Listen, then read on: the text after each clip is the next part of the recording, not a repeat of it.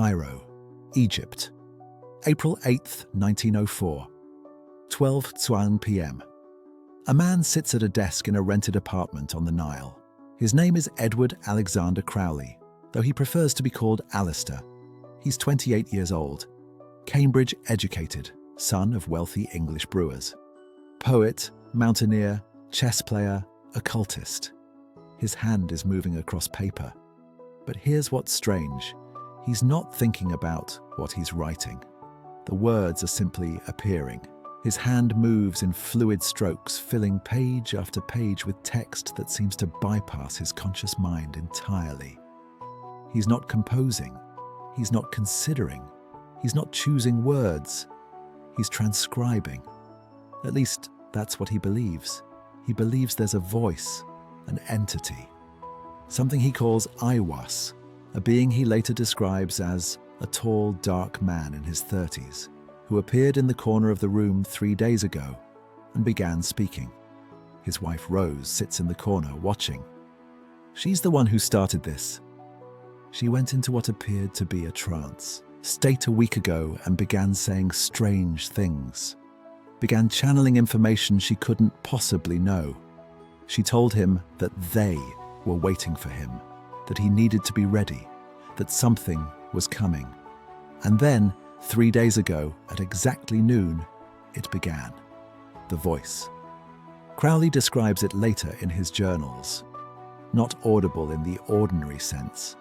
Not coming from outside, but not from inside either. Somewhere in between. Authoritative, ancient. Speaking with a clarity and force that made his own thoughts feel like whispers by comparison. For 3 consecutive days, from noon to 1 p.m. exactly, he sits at this desk and writes. He writes things he claims he doesn't understand. He writes doctrines he says he doesn't agree with. He writes a text that will be called the Book of the Law. 77 verses that will reshape his entire life and the lives of everyone who follows him. Today is the 3rd day, the final day. His hand moves. The words flow. Do what thou wilt shall be the whole of the law. Love is the law, love under will. Every man and every woman is a star. Beautiful phrases, poetic, liberating sounding, and buried within them, other phrases, darker ones. Compassion is the vice of kings. Stamp down the wretched and the weak. This is the law of the strong.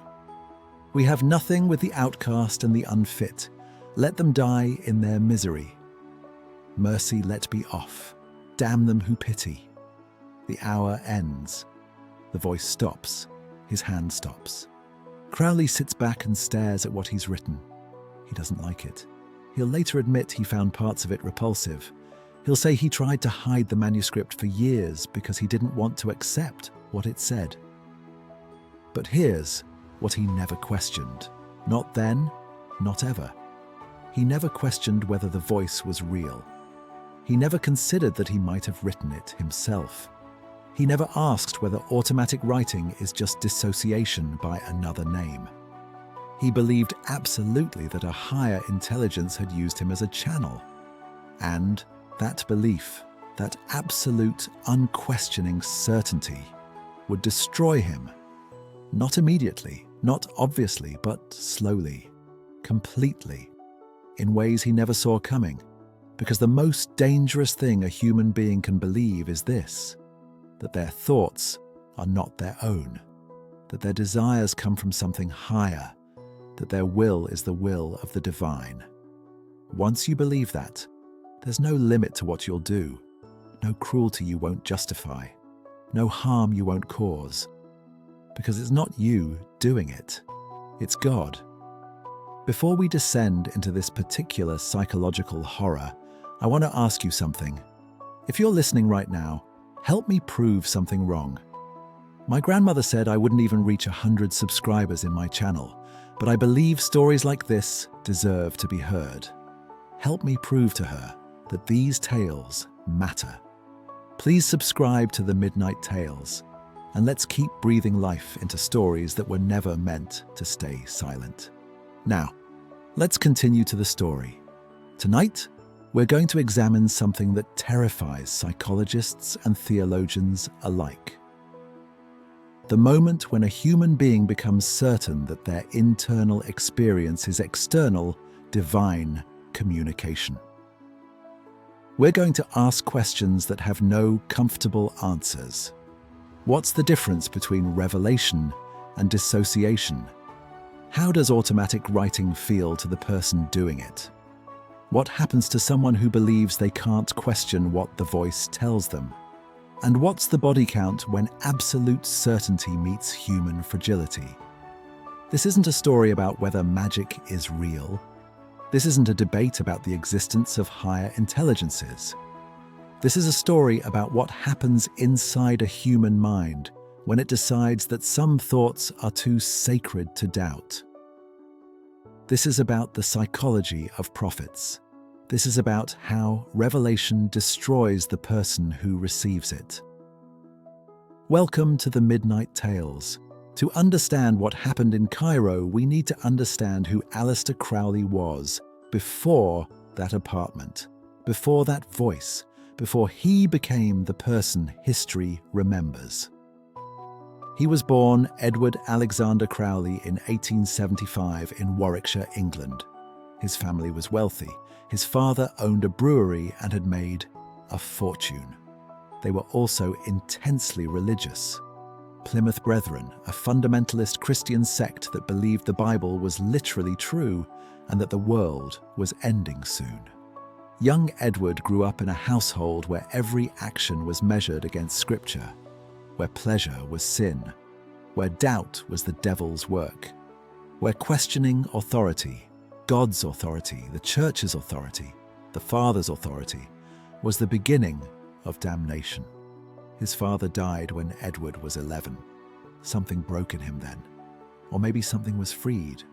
He started questioning everything, started reading forbidden books, started exploring ideas the Plymouth Brethren considered demonic. His mother, terrified by this rebellion, began calling him the Beast, a reference to the Antichrist from the Book of Revelation. Most children would be hurt by this. Edward liked it. He adopted the name. He started calling himself the Beast 666. He leaned into the role of rebel, of heretic, of the thing his mother feared most. By the time he was at Cambridge University, he had rejected Christianity entirely. But here's what's important. He didn't reject the framework of Christianity. He didn't stop believing in cosmic significance, in higher powers, in divine communication, in prophecy. He just decided that the Christianity he'd been taught had the story backwards. If the church called him the Beast, maybe the Beast was actually the hero. If his mother said he was serving the devil, maybe the devil was actually the liberator. He flipped the script, but kept the structure. This is crucial. This is the foundation of everything that came after. Crowley didn't become a skeptic. He became an inverted believer. He still needed cosmic significance. He still needed to feel chosen. He still needed to believe that his life meant something in the grand scheme of divine reality. He just needed to be the protagonist instead of the villain.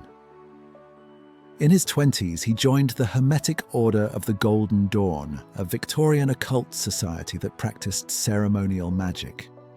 This was the age when British intellectuals played with mysticism the way they played with opium and absinthe. It was fashionable, transgressive, thrilling. Crowley took it seriously, too seriously perhaps. While other members treated the rituals as elaborate theatre, Crowley treated them as genuine spiritual technology. He practiced obsessively. He performed invocations alone in the Scottish wilderness. He pushed himself to psychological extremes, trying to achieve altered states of consciousness. He was brilliant, genuinely brilliant. He could memorize complex rituals. He could visualize symbols with hallucinogenic clarity. He had a mind that could hold contradictory ideas in suspension and manipulate them like puzzle pieces. He was also arrogant, abrasive, and desperate for recognition. The Golden Dawn expelled him, not for his magic, but for his personality. He alienated everyone. He demanded leadership positions he hadn't earned. He picked fights with senior members. He refused to follow rules he considered beneath him. In 1903, he married Rose Kelly. She was the sister of his friend Gerald Kelly, the painter. Rose was young, sheltered, not particularly intellectual. She had been engaged to another man, a man she didn't want to marry. Crowley offered to marry her instead as a kind of rescue.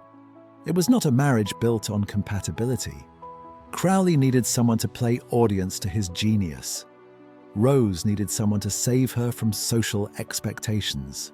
They traveled together, India, China, Ceylon, Egypt, chasing Crowley's various occult interests and mystical experiments. By April 1904, they were in Cairo. Crowley was depressed. His magical career had stalled. The Golden Dawn had rejected him. His attempts to create his own magical order had failed. He was 38, wealthy enough not to work, talented enough to be dangerous, but directionless. He needed significance, he needed validation, he needed to be chosen. And then Rose went into a trance. Here's what happened according to Crowley's later accounts. In late March 1904, Rose began saying strange things. She wasn't particularly interested in Crowley's occult work. She found it boring, actually.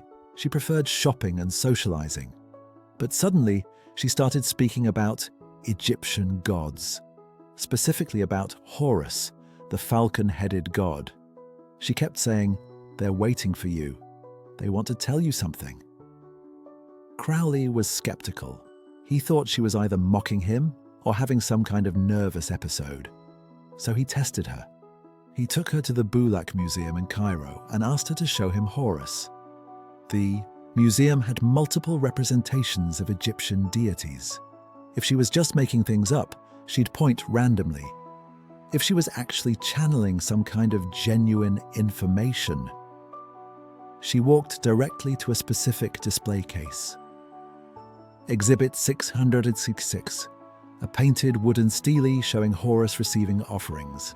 Exhibit number 696, the beast's number. Crowley was stunned. This is where it starts. This is the moment when possibility hardens into certainty in his mind. Because how could Rose, uneducated in Egyptian mythology, uninterested in his occult work, walk directly to exhibit 666? It had to be real. It had to be a sign. It had to be divine communication. Here's what he didn't consider. The museum wasn't that large. There were only so many Egyptian artifacts. The stele of Horus was prominently displayed, one of the more impressive pieces. If you asked someone to find Horus, they might naturally walk toward the most visually striking representation. And the exhibit number? Pure coincidence. Pure. Museum catalogue numbers are arbitrary. The fact that this one happened to be 666 was statistical inevitability given enough artifacts. But Crowley didn't want a rational explanation. He wanted magic. He wanted confirmation that his life mattered cosmically. And Rose's trance gave him that confirmation.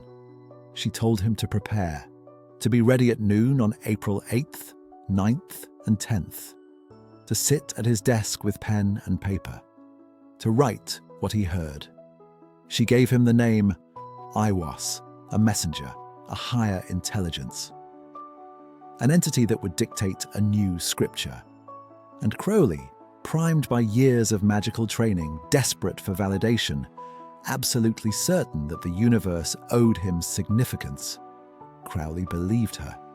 So on April 8th, at exactly noon, he sat at his desk, and the voice began. Let's pause here and talk about what's actually happening psychologically when someone engages in automatic writing. Because this is not magic. This is not supernatural.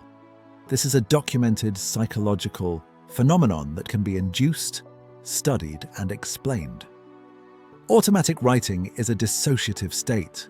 Your hand moves writing words, but you experience those words as coming from somewhere else, not from your conscious mind, from some other source. The technical term is dissociative identity experience, a temporary disconnection between the conscious self and the motor actions of the body. It feels exactly like channeling. It feels exactly like a voice that's not your own, but it's still you. Here's how it works. Your brain has multiple levels of processing. Conscious thought, the voice in your head that you identify as you, is only the surface level. Beneath that are layers of unconscious processing, memories, associations, linguistic patterns, absorbed ideas, suppressed desires. When you engage in automatic writing, especially after ritual preparation that induces a semi-trance state, meditation, fasting, sensory deprivation, repetitive chanting, you're essentially bypassing the conscious filter. The unconscious material, all those absorbed ideas and linguistic patterns, starts flowing directly onto the page without the conscious mind editing or controlling it. And because it's not coming through the normal conscious channel, it feels external. It feels other. It feels like revelation. Studies have replicated this in laboratory settings. Give someone a pen and paper. Have them enter a light trance state. Tell them to let their hand move without thinking about what they're writing. They'll produce text that surprises them. Text they don't remember consciously composing. Text that feels like it came from somewhere else. Some of that text will be profound, some will be nonsense. But all of it will feel authentic to the person writing it, because it's bypassing their normal skepticism. Now add this.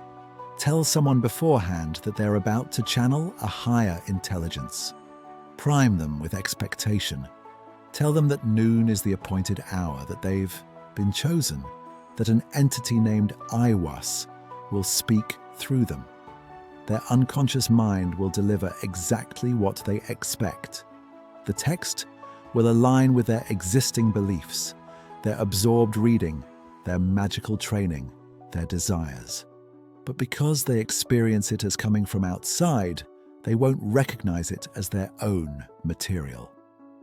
Crowley had spent years studying Kabbalah, Egyptian mythology, Eastern philosophy, Victorian occultism. He had absorbed thousands of pages of magical texts. He had strong opinions about morality, about individual will, about the stupidity of conventional morality. All of that material was sitting in his unconscious mind. And over 3 days, in a light trance state, with his wife watching and confirming that yes, this is real, yes, you're channeling. All of that material flowed onto the page. The Book of the Law sounds exactly like Crowley's other writing. It uses his vocabulary, his rhetorical style, his obsessions. But because he experienced it as dictation from Aiwas, he believed it came from a higher source. And that belief changed everything. Let's look at what the voice actually said. The Book of the Law is divided into 3 chapters, allegedly spoken by 3 different entities over 3 days. Day 1, Nuit, the goddess of infinite space. The chapter is mystical, expansive, focused on individual divinity. Every man and every woman is a star. Day 2, Hadit, the infinitely small point, the complement to Nuit. More active, more aggressive. I am the flame that burns in every heart of man. Day 3, Ra-Hor-Kuit, a war god. The chapter that disturbed Crowley the most. Mercy let be off, damn them who pity. The text oscillates between beautiful poetry and disturbing cruelty. It proclaims a new age, the Aeon of Horus, replacing the Aeon of Osiris, the dying god of sacrifice and suffering. It declares, "Do what thou wilt shall be the whole of the law," a phrase Crowley would spend the rest of his life interpreting. On the surface, it sounds liberating. Do what you want, follow your true will. Be yourself without guilt or restriction. But read carefully, and there's something darker. The slaves shall serve. Let the woman be girt with a sword before me. Worship me with fire and blood. Worship me with swords and with spears. We have nothing with the outcast and the unfit. Let them die in their misery. This is social Darwinism dressed up as mysticism. This is Nietzschean Übermensch philosophy channeled through Egyptian god forms. This is Crowley's own elitism, his contempt for weakness, his need to feel superior, given divine authority. He claimed he didn't like these passages. He claimed they disturbed him, but he never questioned them, because questioning the voice would mean questioning the entire experience. It would mean admitting that maybe he wrote it himself, that maybe he was just a talented but troubled man sitting in a Cairo apartment writing out his own psychological material and calling it divine. He couldn't do that. His entire sense of significance depended on this being real. So instead, he spent the next 40 years interpreting the text, trying to explain the cruel parts, trying to make them fit with his image of himself as an enlightened being. The mental gymnastics are stunning. When it says stamp down the wretched and the weak, it doesn't mean literal cruelty. It means transcending the victim mentality in yourself. When it says, let them die in their misery, it means don't enable weakness. It means let natural selection occur. He could make the text mean anything he needed it to mean, because that's what happens when you decide something is sacred. You can't change the words, but you can reinterpret them infinitely. You can make black mean white, cruelty mean compassion, harm mean help, all while insisting you're following the divine will perfectly. Here's where the psychological horror deepens. Initially, Crowley was just the recipient of the dictation. He was the channel, the scribe, the vessel. But once the dictation ended, something shifted. He became the interpreter, the sole person who truly understood what the voice meant. This is the pattern. This is always the pattern. First, God spoke to me. Then, God spoke through me. Finally, God speaks when I speak. The prophet gradually merges with the divine source until the prophet's will and God's will become indistinguishable. By 1909, 5 years after the Cairo working, Crowley had founded his own magical order, the AA, Argentium Astrum, Silver Star. He positioned himself as the sole authority on the book of the law. If you wanted to understand the text, you had to study under him. He began giving himself titles: the Beast, Sixtixirix, the Master Therian, to Megatherian, the Great Beast. Vi vivo viu. Vi veri universum vivus vici. By the power of truth, I, while living, have conquered the universe. These weren't jokes. These weren't theatrical personas. He genuinely believed these titles described his cosmic role. He began writing commentaries on the Book of the Law, thousands of pages interpreting the 77 verses. And in those commentaries, something disturbing emerges. He starts claiming that his personal desires are manifestations of his true will, which is identical to the divine will expressed in the Book of the Law. Want to sleep with your student's wife? That's not adultery. That's fulfilling your true will. Want to use harsh discipline on followers who question you? That's not abuse. That's helping them overcome their slave mentality. Want to take drugs? Spend recklessly? Abandon responsibilities? That's not addiction or irresponsibility. That's living in accordance with your divine nature. The phrase, "do what thou wilt," became permission for anything he wanted to do. And because it came from Iwas, from a higher source, it couldn't be wrong. Let me tell you about Victor Newberg. Victor was a young poet, brilliant and sensitive. who became Crowley's student and lover in 1909. He was completely devoted. He believed Crowley was genuinely chosen, genuinely prophetic. Crowley took Victor into the Algerian desert in 1909 for a series of magical operations. These operations involved sexual rituals, drug use, and extreme physical deprivation designed to produce visionary states. Victor later described being terrified, being pushed beyond his psychological limits, being used. But Crowley insisted this was necessary. This was the great work. This was what the Book of the Law demanded. When Victor finally broke away from Crowley years later, he was psychologically damaged. He never fully recovered. He spent the rest of his life writing poetry and working as a schoolteacher, but friends said he was never the same after his time with Crowley. Crowley's response? Victor had failed the test. Victor was weak. Victor couldn't handle the truth. No accountability. No recognition of harm done. Because it wasn't Crowley who harmed Victor. It was the will of Aiwass. It was divine teaching. If Victor was damaged, that was Victor's failure, not Crowley's. This is what absolute certainty does. It removes accountability. It makes harm invisible because harm done in service of the divine will isn't harm at all. It's necessary teaching. In 1920, Crowley established what he called the Abbey of Thelema in Cefalù, Sicily. This was going to be his spiritual community, his ashram, the place where the law of Thelema, the religion based on the Book of the Law, would be lived and taught. It was a disaster. The abbey was actually a small farmhouse. Crowley painted murals on the walls, explicit sexual scenes, magical symbols, Dionysian images. He called it the Chamber of Nightmares and used it for magical initiations. Students came from around the world to study with him. They paid for the privilege. They expected enlightenment.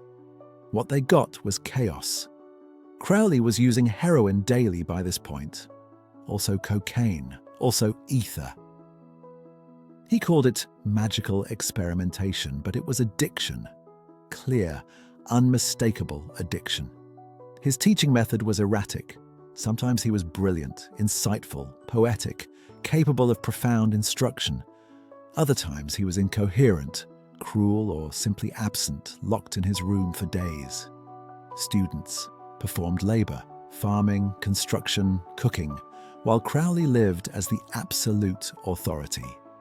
He had sexual relationships with multiple students simultaneously. He fathered children he didn't support. He framed all of this as spiritual practice. The work was training in discipline. The sex was sex magic. The drugs were chemical gnosis. The abuse was destroying the ego. In 1923, a young student named Raoul Loveday died at the Abbey. Raoul was 23. He came to study magic with Crowley. Within months, he was dead. The official cause was enteritis, an intestinal infection, but the conditions at the Abbey contributed: poor sanitation, inadequate food, Crowley pressuring students to drink from a polluted well as a test of will. Raoul's wife Betty blamed Crowley directly.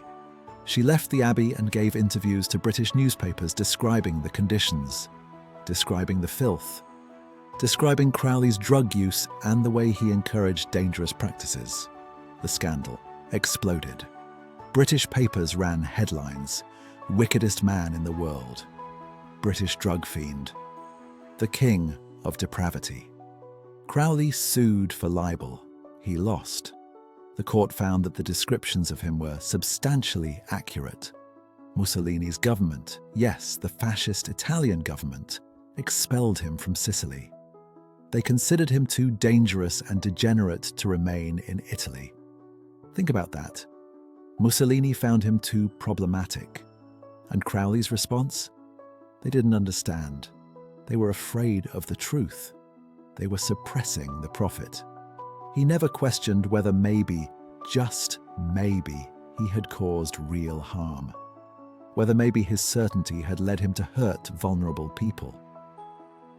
Whether maybe the voice he heard in 1904 was just his own unconscious, and he'd spent 20 years justifying cruelty and negligence with divine authority. No, the problem was always other people. The problem was never the revelation. The last 20 years of Crowley's life are painful to witness.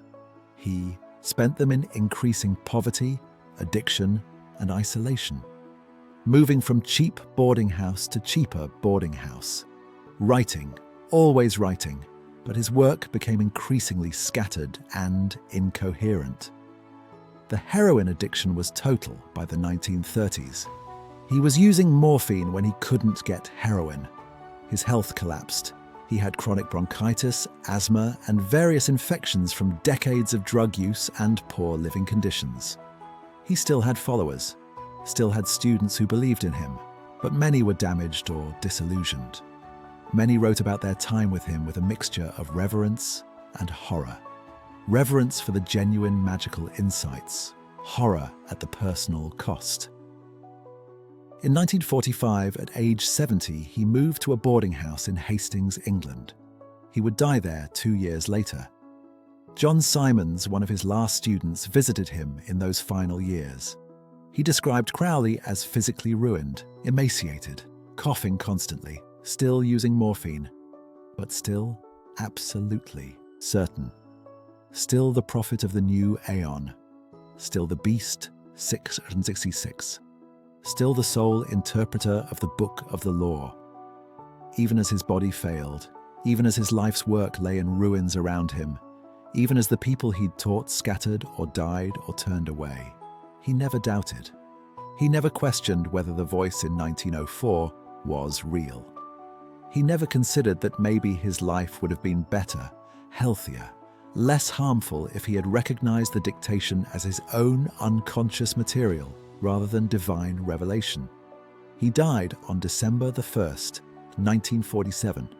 His last words were reportedly, "I am perplexed, perplexed." After a lifetime of absolute certainty, his final statement was confusion. What was he perplexed about? We don't know. But I wonder if, in those last moments, with the morphine wearing off and his body failing, he glimpsed the possibility he'd spent 43 years refusing to see. That it was all him.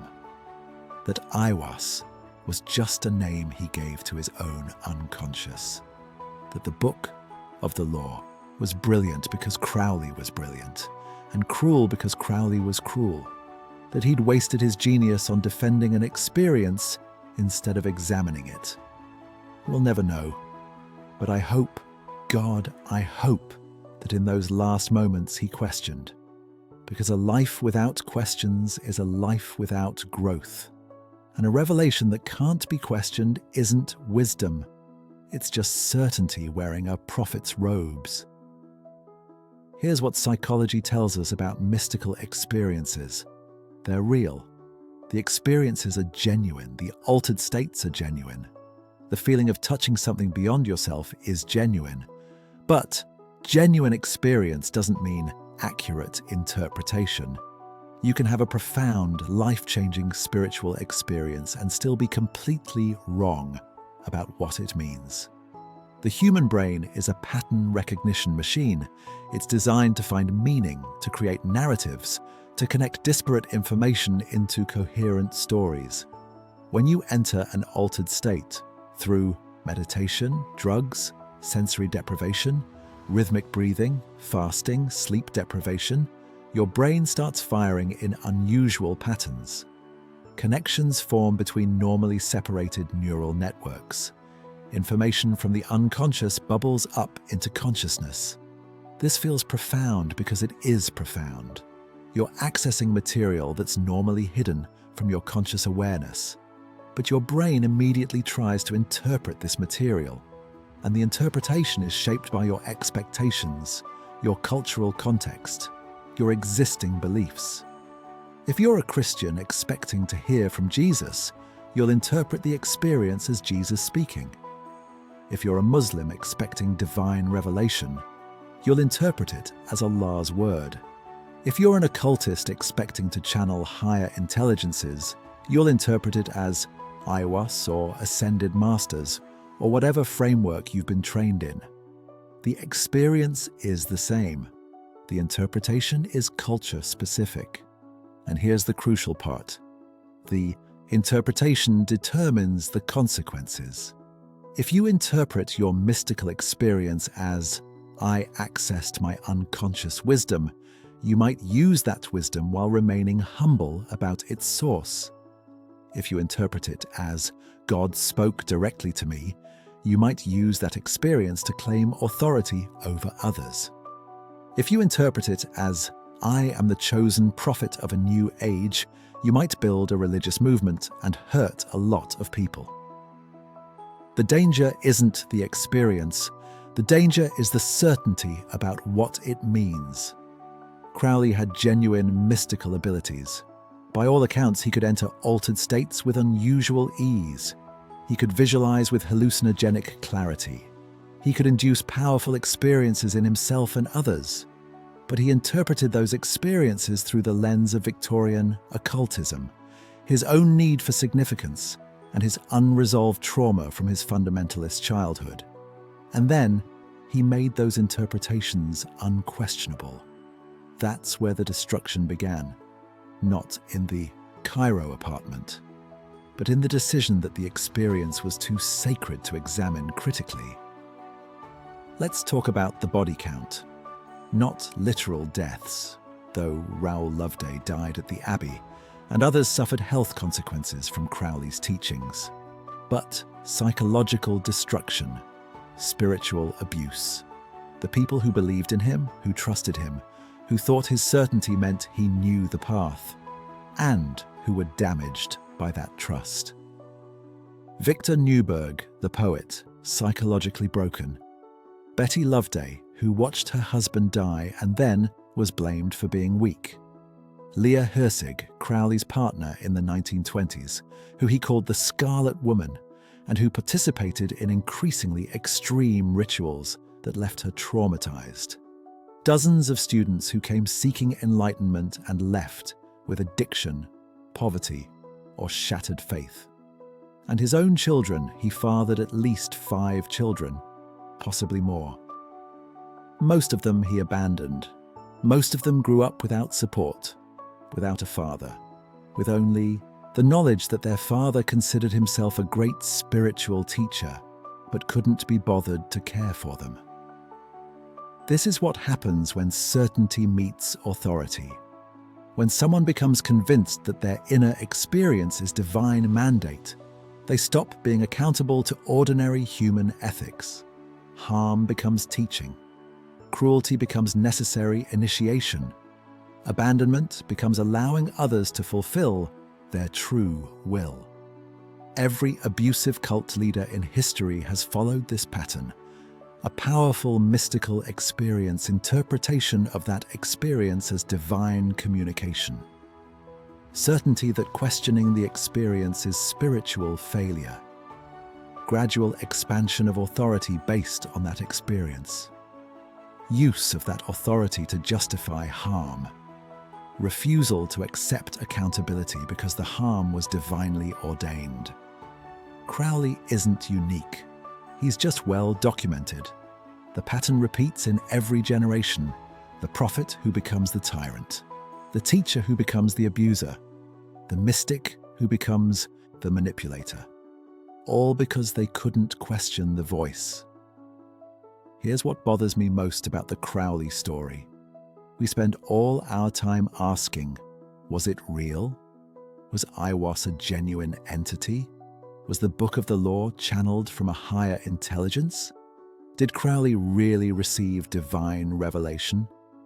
These are the wrong questions, because even if it was real, even if some higher intelligence did speak through Crowley, that doesn't make the consequences justified. Think about it. If God told you to stamp down the weak and let them die in their misery, would that make it right? If a higher intelligence commanded you to be cruel to your students in order to destroy their egos, would that justify the harm? If divine revelation gave you permission to abandon your children, would that make you a good father? No, of course not. Divine origin doesn't make something good. It just makes it harder to question. And that's the real horror. The horror isn't that Crowley might have been delusional. The horror is that even if he wasn't, even if every word of the Book of the Law came from exactly where he said it came from, it would still be wrong to use it as justification for harm. Revelation can be dangerous. Divine mandate can be destructive. Certainty from any source can lead to cruelty, because humans are flawed. We interpret through our damage, our biases, our needs. We use sacred texts to justify what we wanted to do anyway. And when we decide that questioning is spiritual failure, we lose the only protection we have against our own worst impulses. Doubt isn't the enemy of faith. Doubt is the only thing that keeps faith from becoming fanaticism. Questions aren't signs of weak belief. Questions are signs of mature belief. And any spiritual teaching that forbids questioning is dangerous, no matter how divine its origin. Cairo, Egypt, April 10th, 1904. 1:00 p.m., the dictation ends. Crowley's hand stops moving. He looks at the pages spread across his desk. 70 sentences, verses that will define the rest of his life. He doesn't like all of what he's written. Some of it disturbs him. Some of it contradicts his own ideas about magic and morality. But he believes it came from Aiwas. He believes it's divine. He believes questioning it would be spiritual failure. In that moment, that single moment when he decides the text is unquestionable, his fate is sealed. Not because the text is evil. The Book of the Law contains both beauty and cruelty, wisdom and delusion, poetry and poison. But because he made it sacred, because he decided his interpretation was the only correct interpretation, because he spent the next 43 years defending the experience instead of examining it. And that choice, that decision to value certainty over questioning, destroyed him and everyone who trusted him. He could have been great. He was brilliant, talented, capable of profound insight. But he needed to be more than great. He needed to be chosen. He needed to be the prophet. And so he traded wisdom for authority. He traded growth for certainty. He traded his humanity for divinity, and died alone, addicted, impoverished, and perplexed. The voice in Cairo wasn't the problem. The problem was believing the voice couldn't be questioned. This was the story of Aleister Crowley, a man who heard a voice and never asked if it was his own. The horror isn't that voices speak to us. The horror is what we do when we believe those voices can't be wrong. Revelation without humility becomes tyranny. Certainty without doubt becomes cruelty. And divine mandate without accountability becomes the perfect excuse for human evil. Thank you for examining this uncomfortable territory with me. Thank you for questioning what deserves to be questioned. Until next time, keep your mind open but critical. Keep your ears attuned but skeptical. And remember, if a belief can't be questioned, it doesn't need to be false to be dangerous. It just needs to be certain. This has been The Midnight Tales. And the most dangerous voice you'll ever hear is the one you trust too completely.